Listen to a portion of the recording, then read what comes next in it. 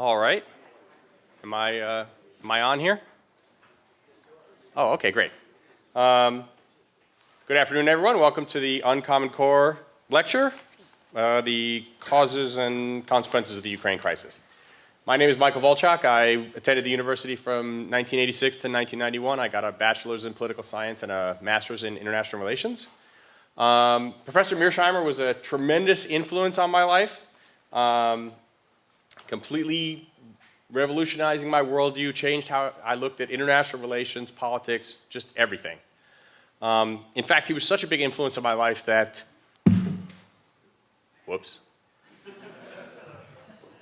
that when I went home for the summer between one of the school years, leaving my college girlfriend here, she gave me a little keepsake picture book, and she said, "Here, to remember the people you love." And inside was a picture of her on the right and a picture of Professor Mearsheimer on the left. That's a true story. When I was here, the two biggest things that for me were military affairs and the Model United Nations of the University of Chicago, the student organization that I co-founded in 1988. And at that time, I discovered that you need a faculty advisor in order to have a registered student organization. So, of course, I thought for about 2 seconds, and then I went to see Professor Mearsheimer. And I'm not sure if he remembers this, but I asked him, "Will you be our faculty advisor?" And he said, "I will sign the piece of paper if I never have to do anything else after that." So I had found my faculty advisor. So, without further ado, I would like to introduce the R. Wendell Harrison Distinguished Professor of Political Science, Professor John J. Mearsheimer.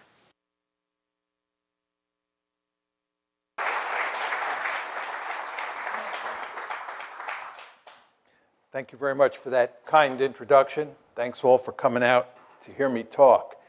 The subject I want to talk about is the causes and consequences of the Ukraine crisis, which of course has been in the news in a really big way since February 2014. And indeed, there was a big story on the civil war in eastern Ukraine in the newspapers this morning. The outline I'd like to follow is I'd just like to make a number of preliminary comments to give you some background on this crisis.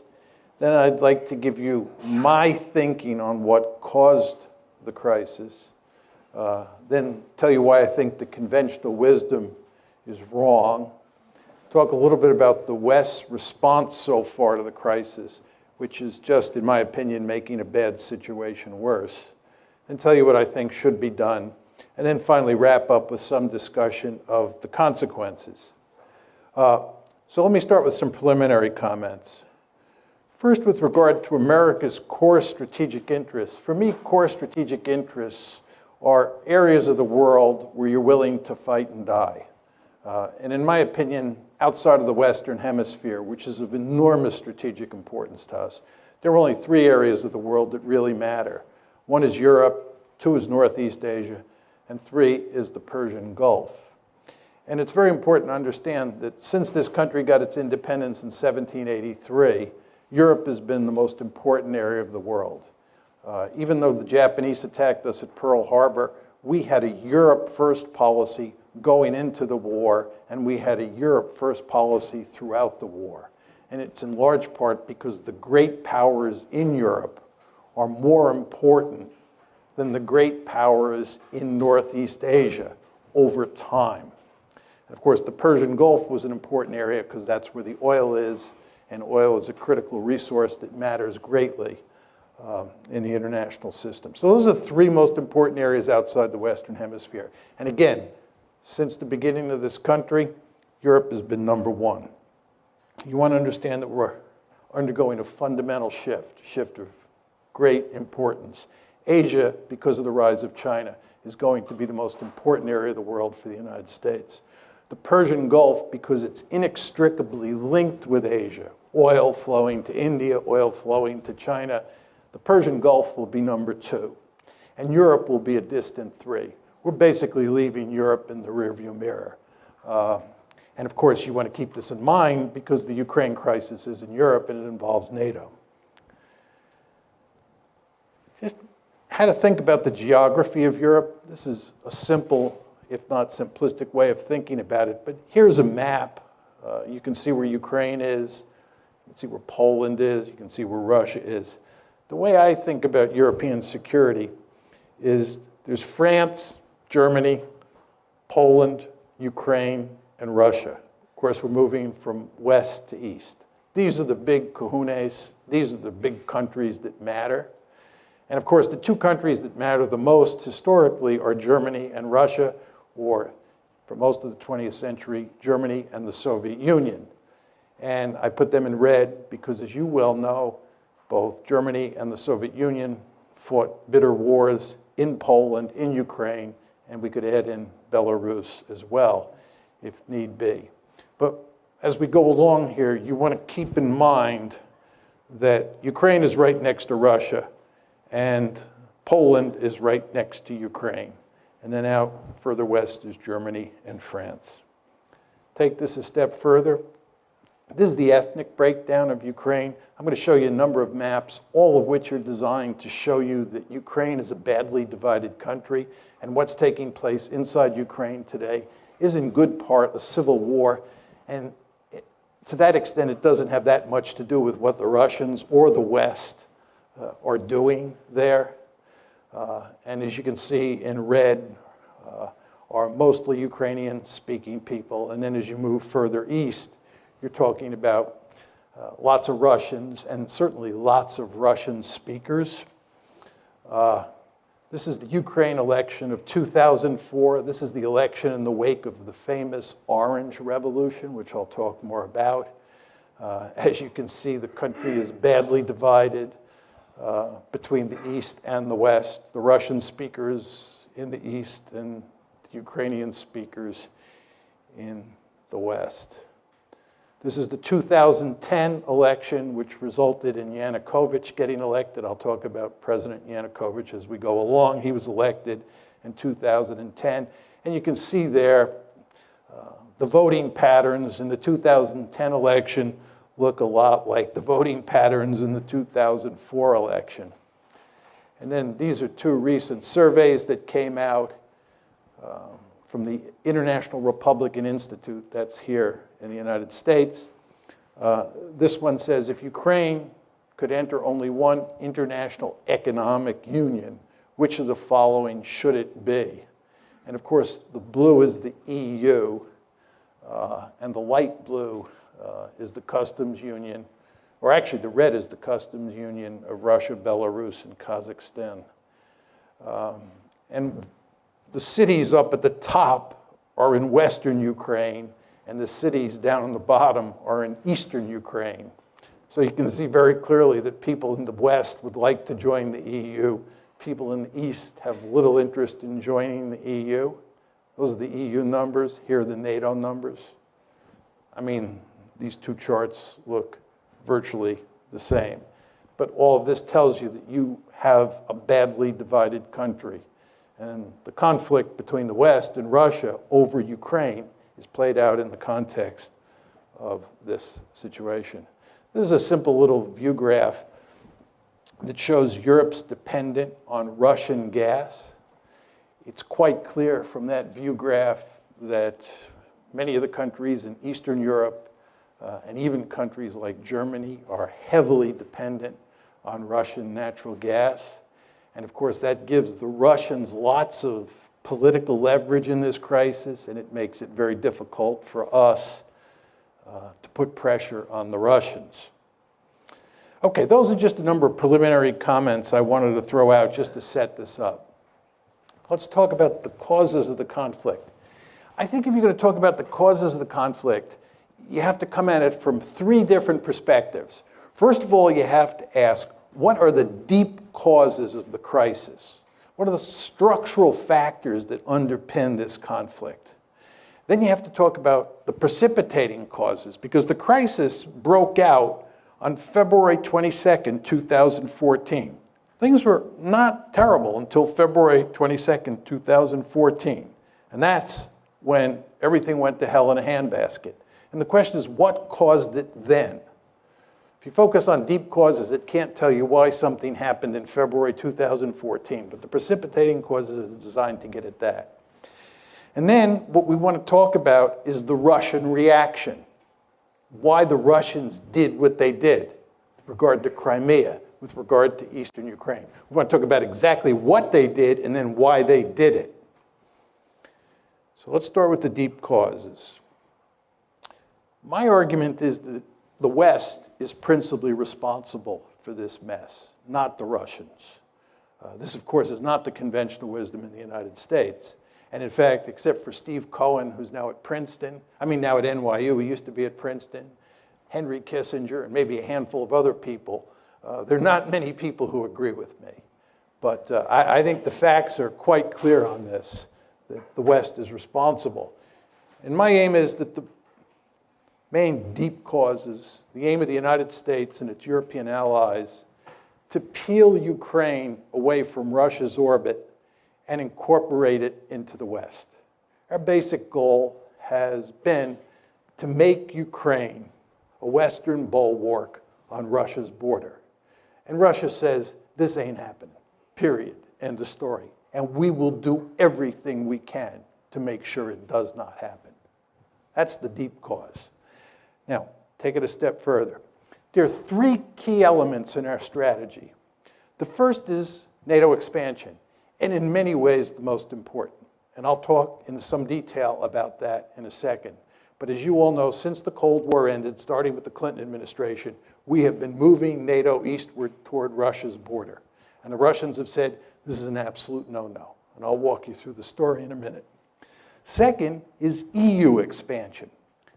EU expansion is all about integrating Ukraine economically into the West, the way we are in the process of integrating Poland, the Czech Republic, Slovakia, the Baltic states into the West. And of course, we're doing that with NATO as well.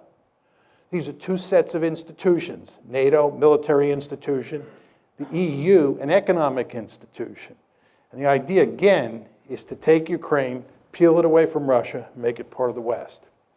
The third part of the story is fostering an orange revolution. This is all about promoting democracy in Ukraine and in other places. As you all know, the United States runs around the world trying to topple regimes and put in their place democratically elected regimes. And for almost all of you, me included, it's hard to be against promoting democracy. We all love democracy.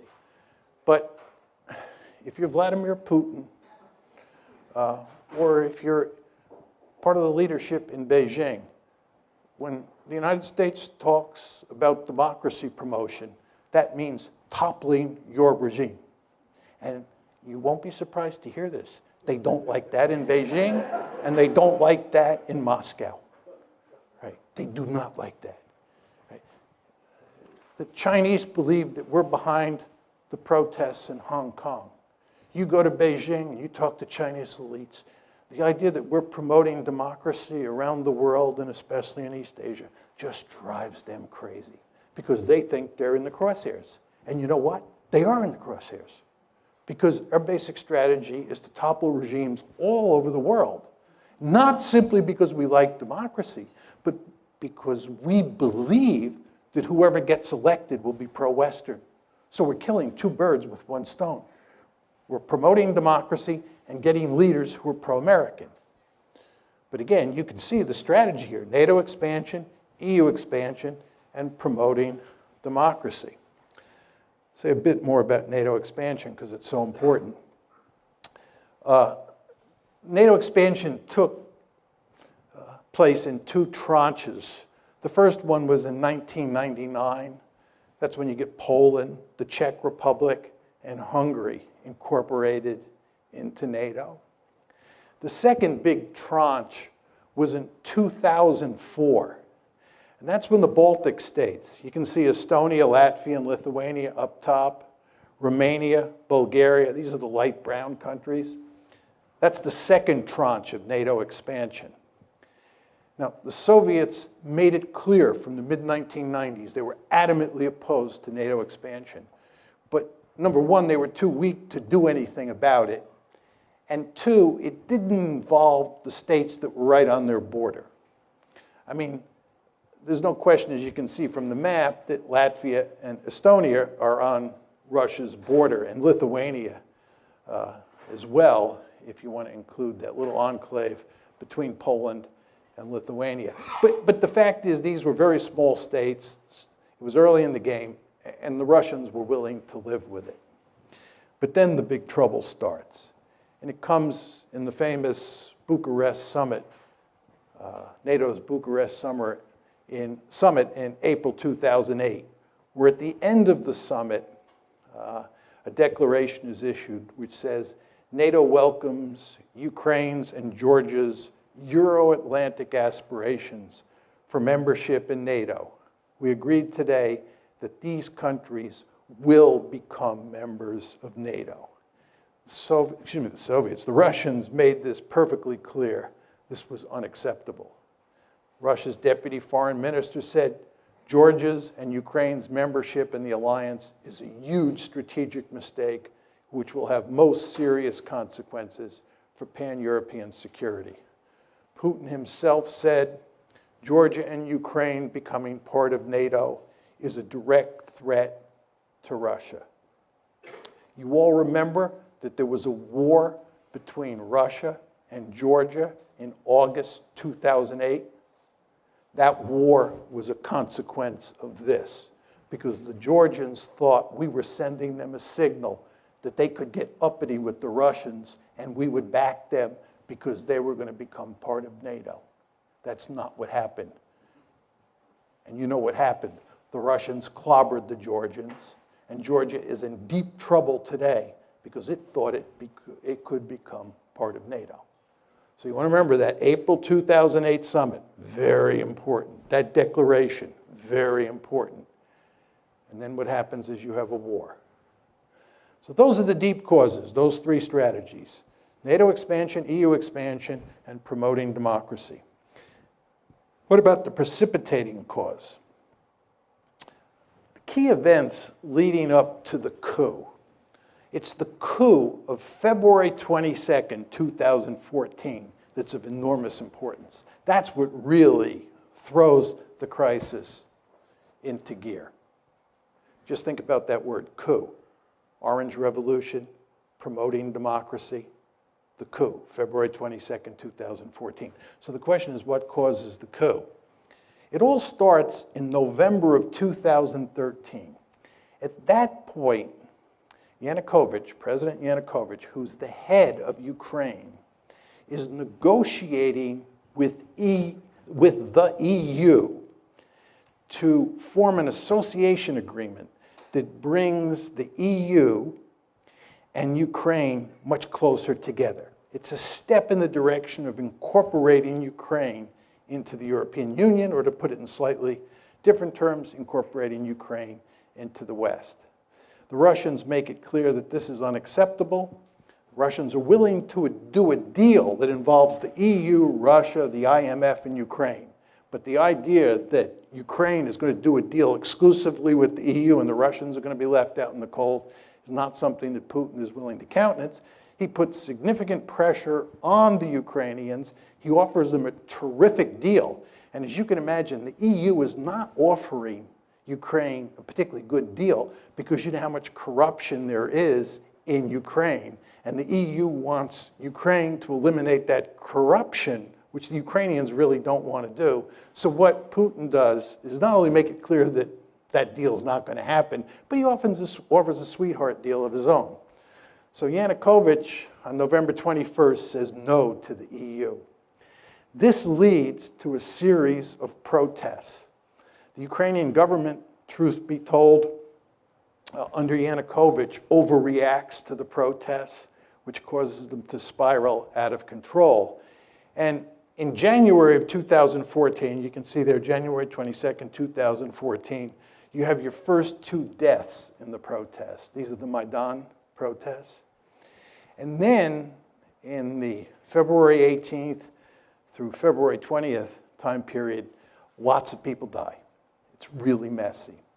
And what happens is that a number of European foreign ministers, the German foreign minister, French foreign minister, they fly to Kiev, and a deal is worked out to have elections that will, in effect, remove Yanukovych from power. But the protesters refuse to accept the deal. And there are significant fascist elements among the protesters who are armed, right? There's killing on the Maidan. And as a result, Yanukovych flees for his life to Russia. And this all happens on February 22nd. And, oh, did I not have that slide on? I'm sorry. One of the problems with this lectern is you can't see. I'm sorry, that's the slide that has all the key events. Oh, gosh. Sorry. I have two slides up here, so I lost track of the fact. So here are the key events after the coup. On February 23rd, Parliament votes to repeal minority language laws in the East. This is basically the Russian language. And then on February 27th, Russian units begin seizing checkpoints in the Crimea. On the 28th, additional Russian forces begin moving into the Crimea. The Russians didn't conquer or invade Crimea. Excuse me, the Russians didn't invade Crimea. They were already there because they had a leasing agreement. There's a naval base at Sevastopol, and the Russians were leasing that naval base from Ukraine. So they had military forces there. So when it says Russian units begin seizing checkpoints on the 27th, those were Russian units that were already there. Then additional Russian forces begin moving in on the 28th. And then on the 6th, the 16th, and the 18th, you have a scenario, you have a handful of events that lead to Russia incorporating Crimea. And then, of course, shortly after that, conflict breaks out in eastern Ukraine.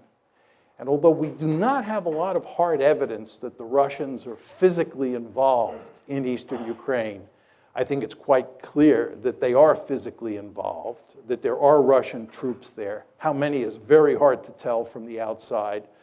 I think it's very clear that the Russian government is going to great lengths to make sure that those pro-Russian forces in eastern Ukraine are capable of maintaining a certain amount of independence. And I'll talk more about this in a second. Okay, understanding the Russian response. What is the Russian response? Two parts. First is they took Crimea and they're not giving it back. Crimea is gone. Second is what they're doing is not trying to conquer Ukraine. There are many people who say the Russians are going to go on a rampage, they're going to try and reestablish the Soviet Union or a greater Russia, and so forth and so on. That's not going to happen. Putin is much too smart for that. You remember what happened when the Russians invaded Afghanistan? You remember what happened when we invaded Afghanistan? You remember what happened when we invaded Iraq? You remember what happened when the Israelis invaded southern Lebanon? You want to stay out of these places. In fact, if you really want to wreck Russia, what you should do is encourage it to try and conquer Ukraine. Putin, again, is much too smart to do that. What Putin is doing is he's basically in the process of wrecking Ukraine, and he's telling the West in very simple terms, you have two choices. You either back off, right? And we go back to the status quo ante before February 22nd, 2014, where Ukraine is a buffer state, or you continue to play these games where you try and take Ukraine and make it a Western bastion on our doorstep, in which case we'll wreck the country. And they are, of course, now in the process of wrecking it, right? And they're going to keep this conflict going for as long as they have to. That's the basic game here. Again, two steps. One, took Crimea. No way they're going to ever let Crimea become a NATO base. And remember, the name of the game here is to make Ukraine part of NATO. Not happening. And they're not getting Crimea. We've taken Crimea, we're keeping it, number one. And number two, you want a frozen conflict or you want to wreck Ukraine so that it can't become part of the West. Question number two here is what motivates this? What motivates this is that Russia is a great power, and it has absolutely no interest in allowing the United States and its allies to take a big piece of real estate of great strategic importance on its western border and incorporate it into the West. This should be hardly surprising to the United States of America. As all of you know, we have a Monroe Doctrine. The Monroe Doctrine basically says that the Western Hemisphere is our backyard, and nobody from a distant region is allowed to move military forces into the Western Hemisphere. I can tell from looking at the audience that most of you are old enough to remember the Cuban Missile Crisis like I am. You remember how we went stark raving crazy at the idea of the Soviets putting military forces in Cuba? This is unacceptable. Nobody puts military forces in the Western Hemisphere. That's what the Monroe Doctrine is all about. Can you imagine 20 years from now a powerful China forming a military alliance with Canada and Mexico and moving Chinese military forces onto Canadian and Mexican soil, and us just standing there and saying, this is no problem. We're all 21st century people, and worrying about Chinese forces there is what 19th century people like Vladimir Putin worry about. Of course that's not going to happen. We're going to maintain the Monroe Doctrine with regard to China just as we did with the Soviet Union during the Cold War. So nobody should be surprised that the Russians were apoplectic about the idea of us putting Ukraine on the western side of the ledger. And by the way, they told us, I gave you the quotes, in the wake of the Bucharest summit. I told you what happened in August 2008 with the Georgia war. The precedents were there. The rhetoric was there. They told us. But we did not stop our efforts to make Ukraine part of the West. And the Russians responded. Was it surprising? For some reason, President Obama and virtually all of the elites in the West were surprised. I guess this is because they're 21st century people, right? And they think that balance of power politics doesn't matter anymore. If you think these people in Washington and most Americans are having trouble dealing with the Russians, you can't believe how much trouble we're going to have with the Chinese. I'm very popular in China. I go to China quite often. And I usually start my talks by saying, it's good to be back among my people. Because when I'm in China, I'm intellectually much more at home there than I am in Washington. Because in Beijing, much like in Moscow, you're dealing with 19th century people like me. Whereas in Washington, you're dealing with 21st century people. I think the Chinese are going to eat our lunch, right? Talk a bit about the conventional wisdom. Conventional wisdom is that Putin is the main cause of the crisis. Some say he's either crazy or irrational. Angela Merkel was making this argument for a while.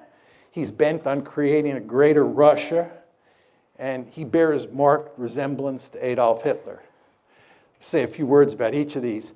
I know a great deal about Adolf Hitler. I've written and I teach extensively on Nazi Germany's behavior in the 30s and during World War II. The idea that he bears any resemblance to Adolf Hitler is laughable in the extreme. It's hard to believe that serious people make that argument. The idea that he's bent on creating a greater Russia, I think if he could do it, he'd do it. He can't do it. Russia's a declining great power. And as I said to you before, if they were to try and create a greater Russia by invading Ukraine and by invading the Baltic states, they'd be jumping into the briar patch. In fact, again, if you want to wreck Russia, what you should do is tell them to try and create a greater Russia. It will lead to no end of trouble. I think Putin is much too smart for that, and he is in the process of wrecking Ukraine. I want to make that clear. And he's wrecking Ukraine because he's basically saying to the West, you can't have it, and I'll wreck it before you take it. Is he crazy or irrational? I don't think so. I think he's very strategic. And I don't think he's the main cause of the crisis, as I said to you. Another set of arguments associated with the conventional wisdom. This is that the United States is a benign hegemon seeking to promote European stability, seeking to promote stability in Asia, all over the globe, and so forth and so on. There's some countries like Japan and Germany, for sure, Poland, who view the United States as a benign hegemon. There are many countries out there who do not. Iran is one, China's another, and Russia's a third. They just don't see it that way. And because they don't see it that way, you should understand that when you take measures, you meaning the United States, that you think are going to be interpreted as benign, the other side will not see them that way. They will see them as threatening. This gets back to my point about democracy promotion. We believe democracy promotion is an unalloyed good, and we can't understand why people like Putin and the leaders in Beijing don't understand this, but they don't understand it. And if you don't recognize what other people think, you're incapable of putting yourself in their shoes, you're going to get yourself into a heck of a lot of trouble. And of course, that's exactly what happened here. And then another argument is that Putin's behavior proves that it was wise to expand NATO eastward to try to include Ukraine and Georgia, right? What's very interesting is that there is no evidence that we thought Putin was aggressive before the crisis. There's no evidence that we thought that. There's no evidence that we were talking about expanding NATO because we had to contain the Russians. Because again, NATO expansion was driven by 21st century men and women. They believed balance of power politics is dead. That's what happened here. Do you understand? Putin is a 19th century man, right? He does view the world in terms of balance of power politics, as do we when it comes to the Monroe Doctrine in the Western Hemisphere. But in this case, in the case of Europe, we were thinking like 21st century men and women. And we thought that we could just drive right up to his doorstep and it wouldn't matter, right? We did not think that Russia was aggressive. What happened here is that after the crisis broke out on February 22nd, we then decided that Russia was aggressive. We then decided that Russia was bent on creating a greater Russia. It was after the fact.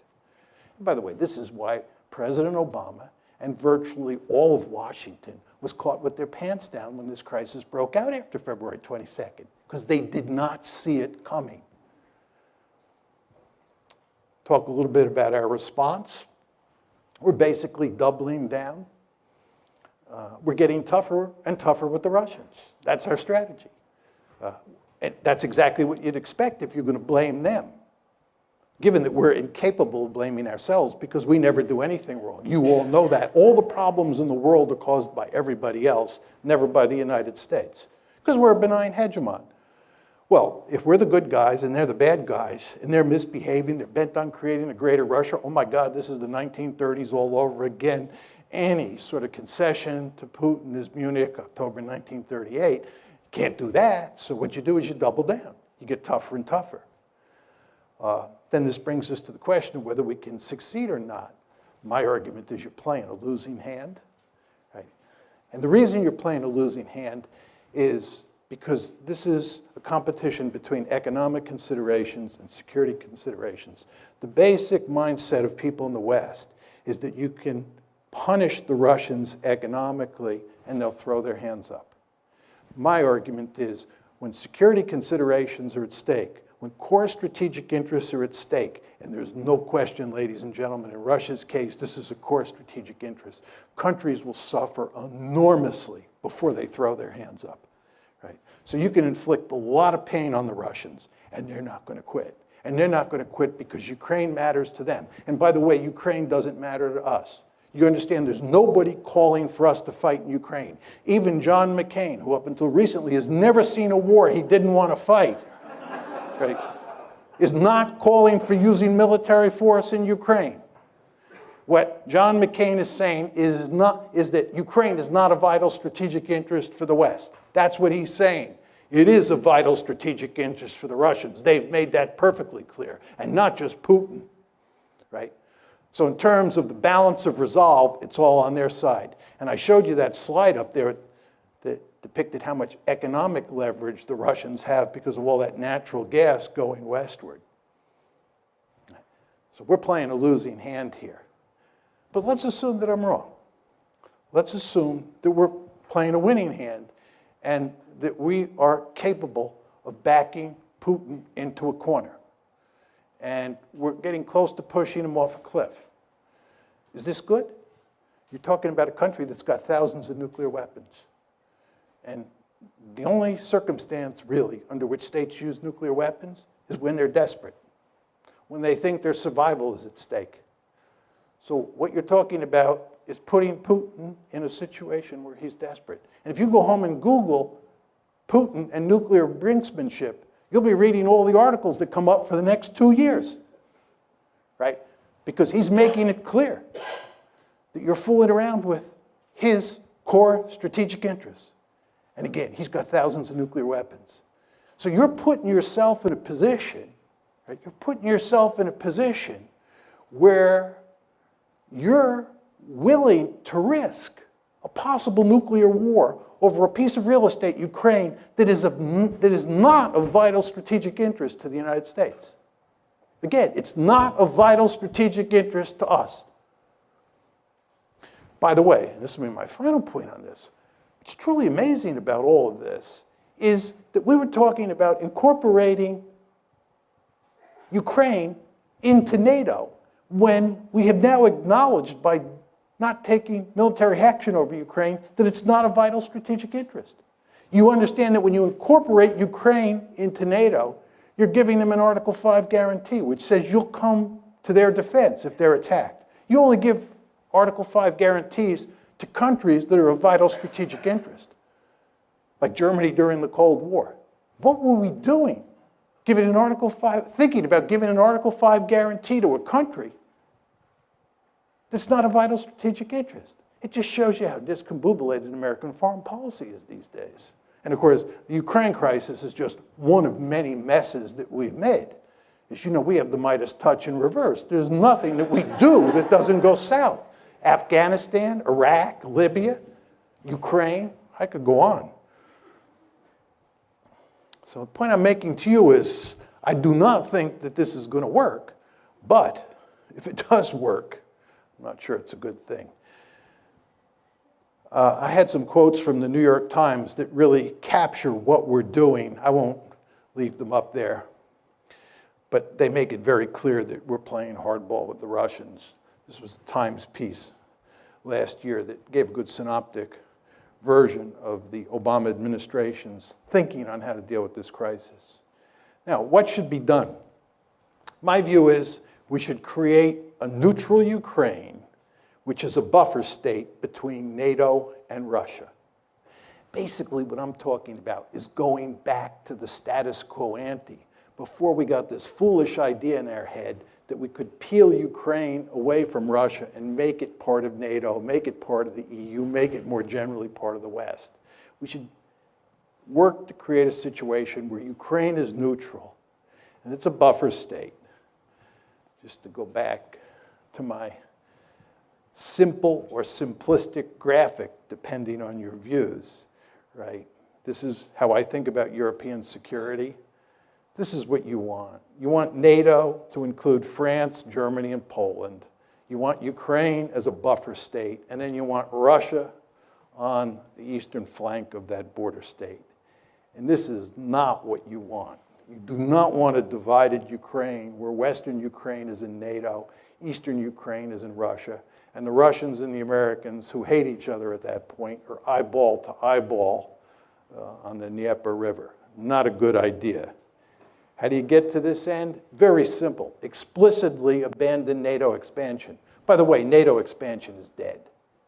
I've talked to countless policymakers who say this. It's dead. But what we have to do is explicitly abandon it. Say it is not happening.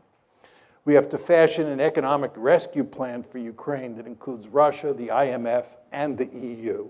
This, of course, is what Putin wanted to do in 2013, and the EU said no, foolishly. We want to go to great lengths to guarantee minority rights, especially language rights in Ukraine. This gets back to those maps that I was putting up that show that this is in very important ways a civil war, and what we have to do is dampen down the conflict inside Ukraine. We have to give the people in eastern Ukraine a lot of autonomy, and we definitely have to protect minority rights. Are we going to do any of this? No. And I'll talk more about that in a second. Consequences, and this is my last slide. Will there be a new Cold War? No. Russia is not the Soviet Union, and as I said to you before, we have a potential peer competitor on the horizon who could be of proportions we've never seen before. The Chinese threat, once it materializes, is going to be something like we've never seen. We're going to have our hands full in Asia. Europe is not going to matter, and Russia is going to be with us. The balancing coalition against China is going to be South Korea, Japan, Vietnam, Taiwan, Singapore, India, and Russia. The Russians will be with us. And that's another reason this whole policy is so stupid, right? What we're effectively doing is driving the Russians into the arms of the Chinese. There's a great strategy. We need the Russians on Iran. We need the Russians on Iran. We drive the Russians closer to the Iranians. You saw where they just sold the Iranians S-300 anti-aircraft missiles. We need the Russians on Syria. We need the Russians on all sorts of issues. We don't need to have a fight with the Russians now. We're not going to have a Cold War. Will the United States still pivot to Asia? Yes. All we need is one big crisis out there. It's coming, probably in the South China Sea sooner rather than later, if you've been reading the newspapers. And once that happens, we will focus laser-like on Asia, because that's a peer competitor. Russia is not a peer competitor. What are the implications for NATO? This gets back to the previous question. I think that NATO is in serious trouble and will disappear as a functioning alliance over time, in large part because I think we're going to pivot to Asia. What are the implications of all this for our Asian allies? It's a very interesting question. I was in Japan in December of 2014, and the Japanese, like a lot of people in Asia, number one, wonder whether we're going to be there for them, right? Because they see us causing trouble over Ukraine. They see us picking a fight with ISIS. And they say if the United States is fighting ISIS, dealing with the Russians over Ukraine, are they going to be able to pivot to Asia? And then furthermore, they say, even if the United States does pivot, can we trust them? If you look at how this gang operates in Washington, it does look like the gang that can't shoot straight. Do we want to depend on them? If you're Japanese and you're depending on the American security umbrella, especially the American nuclear umbrella, don't you scratch your head and say, can I rely on Washington in a crunch with the Chinese over the Senkaku or Diao Islands? Not clear. So I think this has not been good for our relations with our Asian allies. What are the implications for Iran and Syria? As I said before, remains to be seen. We need the Russians on Iran. We need the Russians on Syria. And you take a stick and you poke the Russians in the eye, and you continue to poke them in the eye, they're going to look for ways to retaliate. And I wouldn't be surprised if somewhere down the road they don't play ball with us on Iran. We don't get a deal with the Iranians. Be interesting to see what the Russians then do. See if they're interested in maintaining a sanctions regime. And Syria is a total mess, as you know, and if there's any hope of resolving that, the Russians are going to have to be involved. And again, it's going to be hard to get a lot of cooperation, given what's going on over Ukraine. Is Crimea lost to Russia for good? Yep, it's gone. Gone. What are the implications for Ukraine? And this is in many ways the most important part of my talk, and I'll just take 2 or 3 minutes, then we can go to Q&A. When I give this talk, many people in the West think that there's sort of a deep-seated immoral dimension to my position because I'm blaming the West and not Putin, who certainly has authoritarian or thuggish tendencies. There's no question about that. But I actually think that what's going on here is that the West is leading Ukraine down the primrose path. And the end result is that Ukraine is going to get wrecked. And I believe that the policy that I'm advocating, which is neutralizing Ukraine and then building it up economically and getting it out of the competition between Russia on one side and NATO on the other side, is the best thing that could happen to the Ukrainians. What we're doing is encouraging the Ukrainians to play tough with the Russians. We're encouraging the Ukrainians to think that they will ultimately become part of the West, because we will ultimately defeat Putin and we will ultimately get our way. Time is on our side. And of course, the Ukrainians are playing along with this. And the Ukrainians are almost completely unwilling to compromise with the Russians and instead want to pursue a hardline policy. Well, as I said to you before, if they do that, the end result is that their country is going to be wrecked. And what we're doing is, in effect, encouraging that outcome. I think it would make much more sense for us to work to create a neutral Ukraine. It would be in our interest to bury this crisis as quickly as possible. It certainly would be in Russia's interest to do so. And most importantly, it would be in Ukraine's interest to put an end to the crisis. Thank you.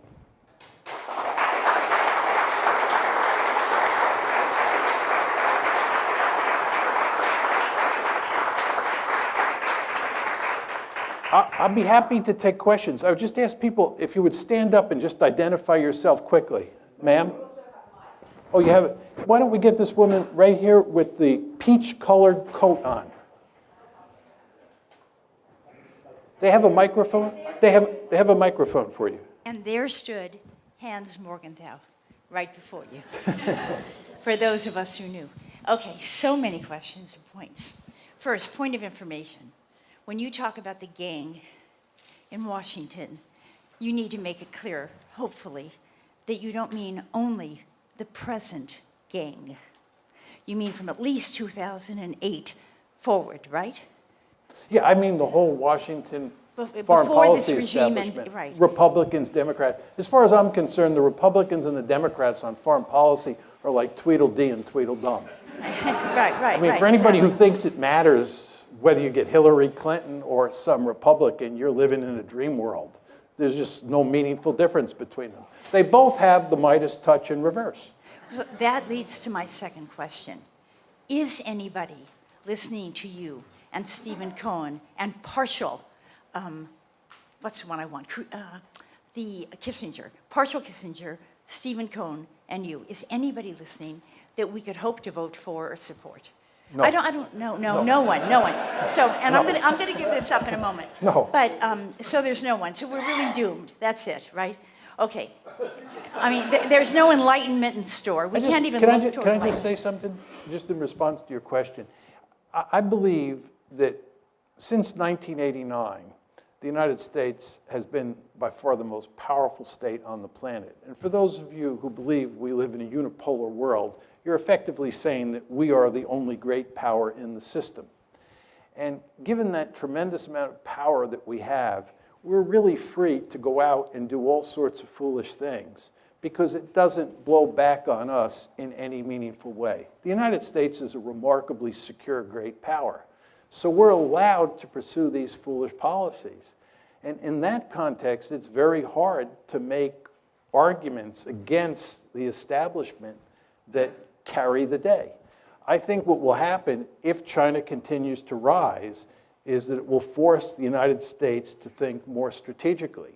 Because when you live in a serious threat environment, the point I'm making to you is that the United States does not live in a serious threat environment. We're an incredibly secure country. We're the most secure country, most secure great power in the history of the world, and we're more secure today than we have ever been in our entire history, despite all the rhetoric that you hear from Washington and in the media about how dangerous the world is. This is just not a serious argument. It's not a dangerous world, right? We are incredibly secure.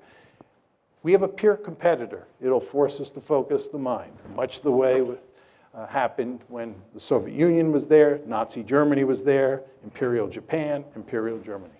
Really enjoyed your lecture. I have two questions briefly. It's hard to take issue with the goal of a neutral Ukraine, but some years before the crisis broke out, I used to listen to RUI, which was Radio Ukraine International on shortwave, and they were fairly open about the cultural crisis within the country leading back a few years before this. As I look at, say, the former Czechoslovakia, do you see a possibility of two neutral states formerly known as Ukraine as non-viable? And if so, why? Yeah. If you look at what happened in Europe after World War II, Yugoslavia broke up into a series of remnant states. Czechoslovakia, as you pointed out, broke up into a series of remnant states. And the Soviet Union itself broke up into a series of remnant states. And that's because inside of those territorial boundaries, you had different nations that wanted their own states. Serbs, Croats in the case of Yugoslavia, Czechs, Slovaks in the case of Czechoslovakia. And we know that there were probably 15 or 16 different groups inside of the former Soviet Union. So the question is, inside Ukraine, do you have a similar situation between the people in the East and the people in the West? I think if you look at the survey data, it still shows that the clear majority of Ukrainians in both the West and the East want to maintain the integrity of Ukraine. They don't want to split Ukraine in half. I think we should do everything we can to maintain that attitude among the Ukrainian people. My great fear is that as time goes by and the animosity continues to grow, that you may reach a point where there is a lot of sentiment to just break Eastern Ukraine and Western Ukraine off from each other and end up with two Ukraines. But I don't see that happening now. Second and final question. As we look at parts of our recent additions to NATO, Hungary, Romania, Bulgaria, and look at where their political systems are careening, has NATO lost the moral imperative for its reason to being? Well, I mean, what we tried to do with NATO expansion and with EU expansion and with democracy promotion was to turn all of Europe into one giant security community in which all of the member states were liberal democracies that were hooked on capitalism and deeply embedded in these institutions and would therefore obey the rules that define the institution, and we would all live happily ever after. That was the goal. And I think everybody understood that Western Europe looked terrific on all of those dimensions. And what we were going to try and do is extend these institutions eastward and consolidate democracy in countries like Hungary and Poland, and we were going to make them look more like Western Europe over time. We had some success, and there's some failures. And if you talk to most people who study Europe today and spend lots of time over there, they're quite pessimistic about where Europe is headed, not only regarding Eastern Europe, but also with regard to Western Europe. And I'm not sure in 25 years what it'll all look like. I mean, in my opinion, the biggest issue is demographic, and that is that Europeans have not been making lots of babies for a long time, and as a result, they're going to have to import lots of people. And these are countries that do not have a rich history of integrating people in a smooth way, much the way the United States does. And it's no accident, I think, that you're now beginning to see the rise of far-right parties all across Europe because of all of the immigration. So one could paint a pretty bleak picture about Europe's future. But the counter to that would be, we've now got all those countries, like Romania, right, like the Czech Republic, like Slovakia, embedded in these institutions. And these institutions will go to great lengths to combat those tendencies and in maybe a more incremental way, facilitate the spread of liberal democracy and capitalism. We'll see whether that happens or not. But people today are nowhere near as optimistic as they were in the early 1990s, when it looked like we had the wind at our back and everything was going to play out over time in favor of the West, and especially in favor of the United States. You all remember Frank Fukuyama's very famous piece, The End of History, right, which I think reflected that optimism when the Soviet Union was losing the Cold War and about to collapse. But times have changed.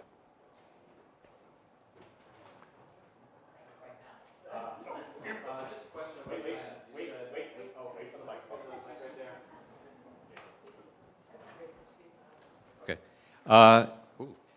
You said, quote, we're going to have our hands full with China.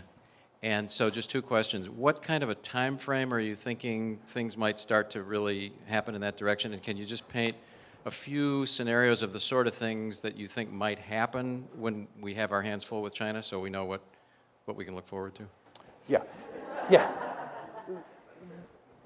I think when you think about China at this point in time, there are three situations that stand out. One is Taiwan. Two is the South China Sea, which has been in the newspaper a great deal over the past few months.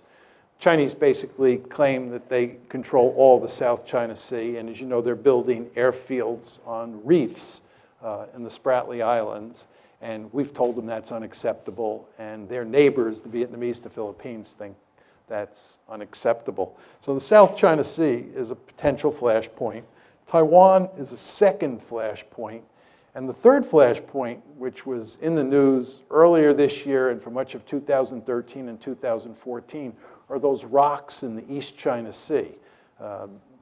The Japanese call them the Senkaku Islands. The Chinese call them the Diao Islands. As I was saying to you folks before, I was in Japan in December of last year, December 2014. And it's really quite amazing how worried the Japanese are about China.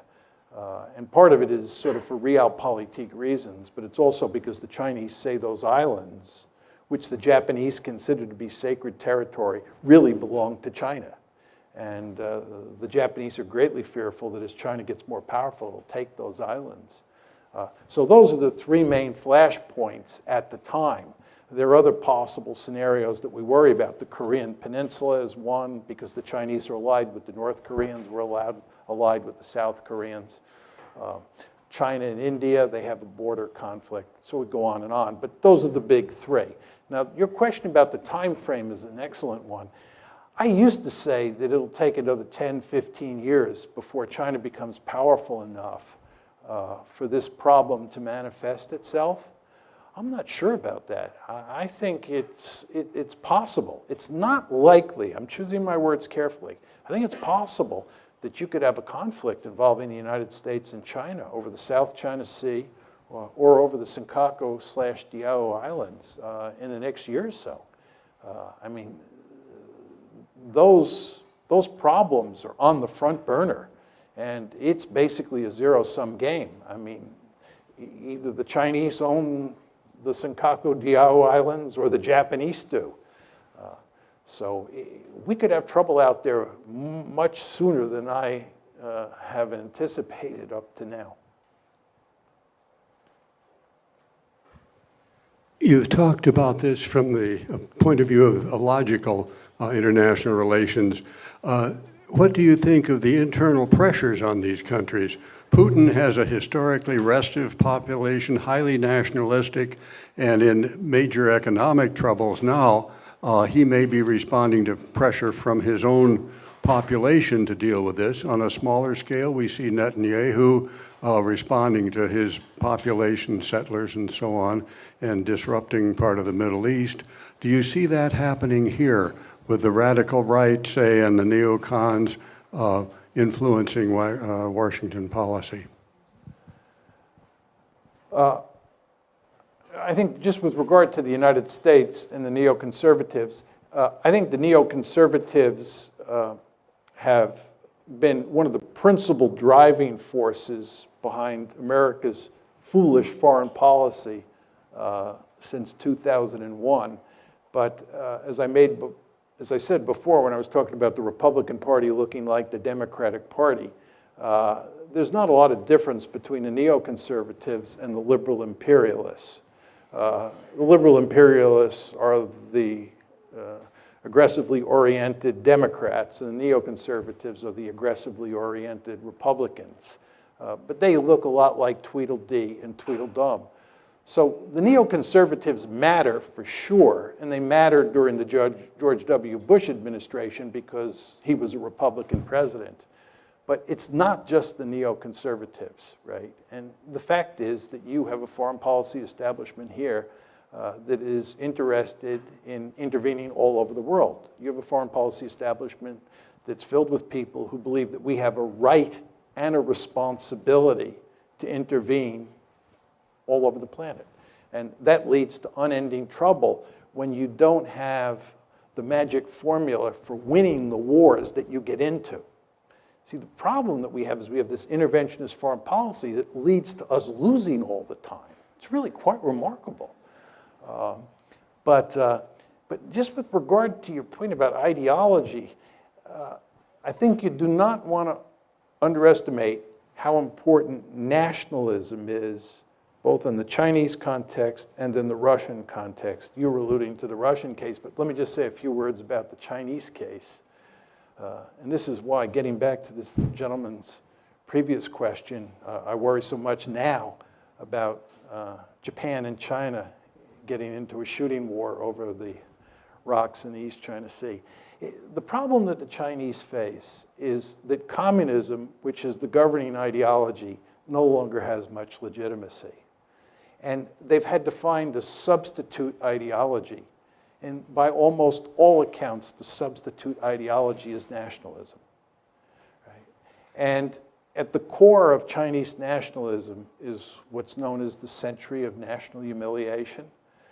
Chinese nationalism emphasizes that between roughly 1850 and 1950, that 100-year period, China was humiliated. And it was humiliated by the European great powers, the United States with the open door policy, and especially by Japan. And the Chinese are really just angry about this. And because nationalism is so important for legitimizing the rulers in Beijing, right, this whole theme of national humiliation is front and center. Well, if you have a crisis over some islands in the East China Sea, and that crisis involves Japan mainly, but also the United States, and you're talking about the two countries that have humiliated China during that 100-year period, the potential for trouble is great. And I know a number of scholars in China who are quite dovish, who really worry about a crisis in the East China Sea spinning out of control because of the confluence of Chinese nationalism and Japanese nationalism, which I've not talked about. So nationalism is a very powerful force, not just in the Russian case, but in the Chinese/Japanese case as well. We've got two people who have had their hands up for a long time. So we have this gentleman and then that gentleman. You have the mics. Hi.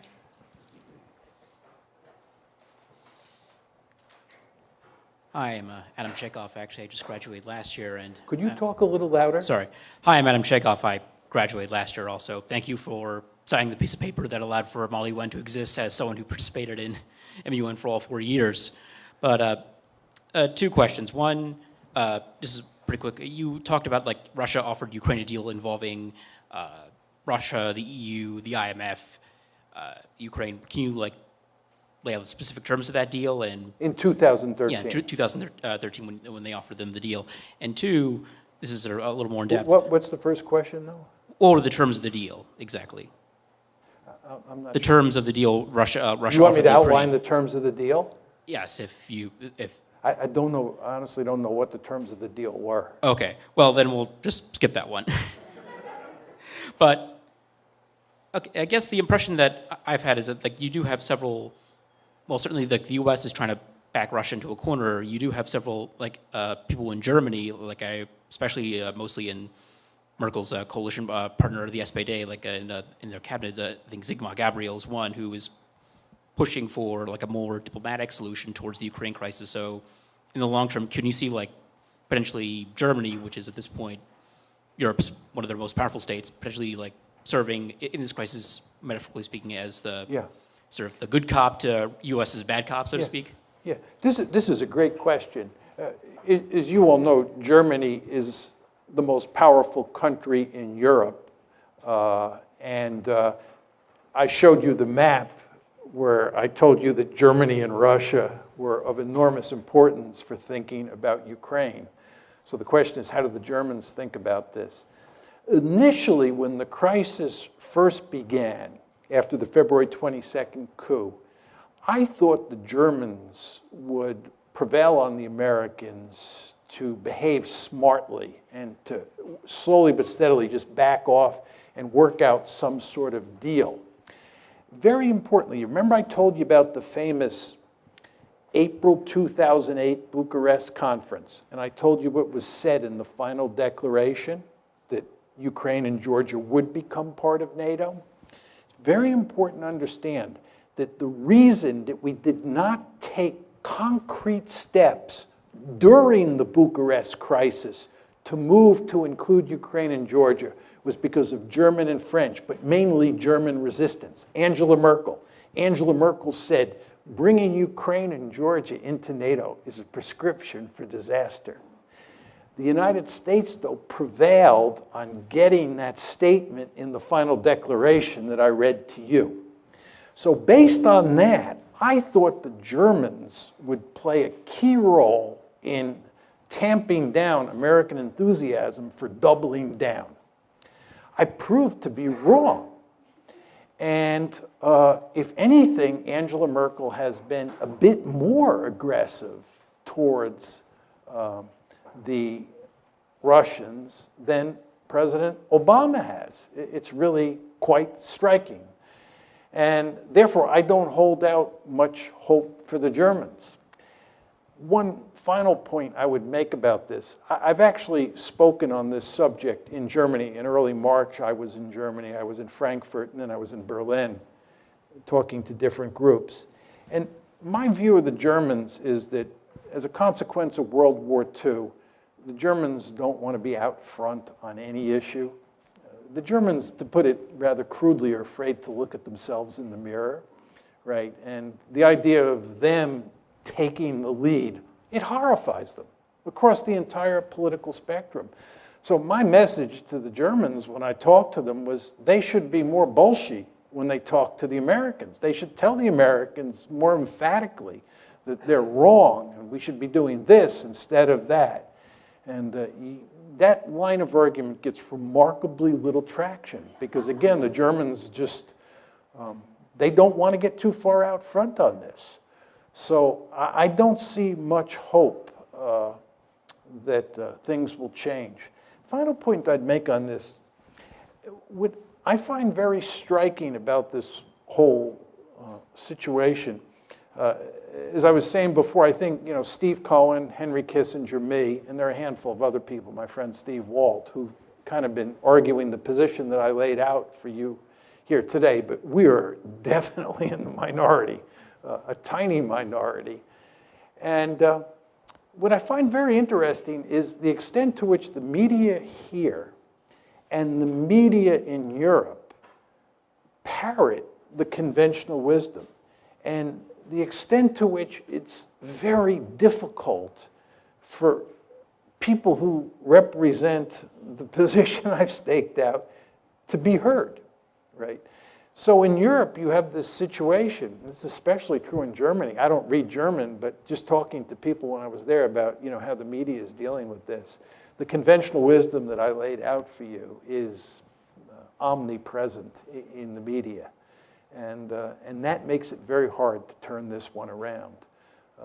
So I'm not optimistic that there's any chance this is going to change, our policy is going to change, which I think is a tragedy, as I said before. And also, it contradicts my earlier enthusiasm about Angela Merkel, which is what you were getting at. Actually, my question is about, I'm sorry. I'm Nell Smith, class of 85, college. Hey, Julius. See you later. About the Bucharest directly, I have a friend that was teaching in Russia this summer and said that people were just, for those, I speak Russian and been to Soviet Union and then post, suddenly it's not, you're no longer a rock star now, apparently, if you're American and you're on the streets of Moscow, like we're used to, people my age. she said people were coming up to her saying, "What are you doing? Why you and the Germans have caused all of this? You got all these rebels in Ukraine. You organized them secretly in Kiev." And it was kind of, but now listening to you, it's like, that's actually not that far off, it sounds like. I mean, we didn't organize them, but basically we kind of told them, yeah, go ahead, because we're going to help you, right? Is that, Yeah. okay. Well, let me make a couple points, very important points. With regard to my response to the gentleman who's directly behind you about nationalism, this is Russian nationalism coming to the fore. And a lot of what you see in the American case is American nationalism coming to the fore. You've all heard the famous saying or infamous saying, "My country, right or wrong," right? And there are just all sorts of Russians, who are furious at the West, and they're rallying around Putin. One of the reasons that many people think that Putin started this whole thing was because it so improved his standings in the polls or with the Russian public because people behaved the way you said. So people said he started this crisis for that reason. But my point to you is we should be hardly surprised. And this gets back to the China-Japan example. And this is a very scary dimension to a lot of these conflicts. But I just want to say one other thing. I've done all the research for a book on the German killing machine in World War II. I know a great deal about who the Germans killed, how they killed them, and so forth and so on. Some of you here have probably taken my course, War on the Nation State, where I talk about the origins of the Holocaust, the origins of the war on the Eastern Front, killing of Soviet POWs, and so forth and so on. But my estimate is that Hitler murdered, this is not killed in combat, Hitler murdered 22 million people. And if you look at how that war played itself out in places like Ukraine, there were people in Ukraine who sided with the Germans, and the vast majority of people, of course, fought against the Germans. But the consequences of that war are inextricably bound up with what's going on now. And the mere fact that there are, some reasonably small number, but nevertheless some fascists, real fascists, involved in Kiev just spooks the Russians like you would not believe, right?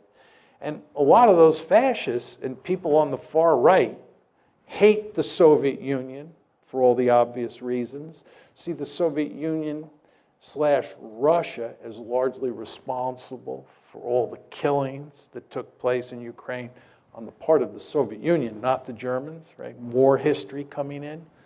So what's going on inside Ukraine is inextricably bound up with World War II. And then the point that I tried to make to you, although I didn't develop it at length, is that NATO, which is a Cold War institution, right, is inextricably bound up with the Cold War. And from a Russian point of view, this military alliance moving up to its doorstep, which was a mortal foe for 45 years, is going to spook you. And if you have a coup in Kiev and some of the people who come to power have fascist tendencies or are fascists, however you want to define that term, it's going to have really huge consequences, right? So this is an incredibly messy situation. And in the context of all this, what we've done is doubled down. And we do not pay much attention to history because it was not a history that concerned us in any meaningful way, because it was on the eastern half of the European continent. But the potential for trouble here is just very, very great. One more? No more. I can't take any more questions, so you'll have to ask me afterwards. I'll answer your question afterwards. Mike told me that.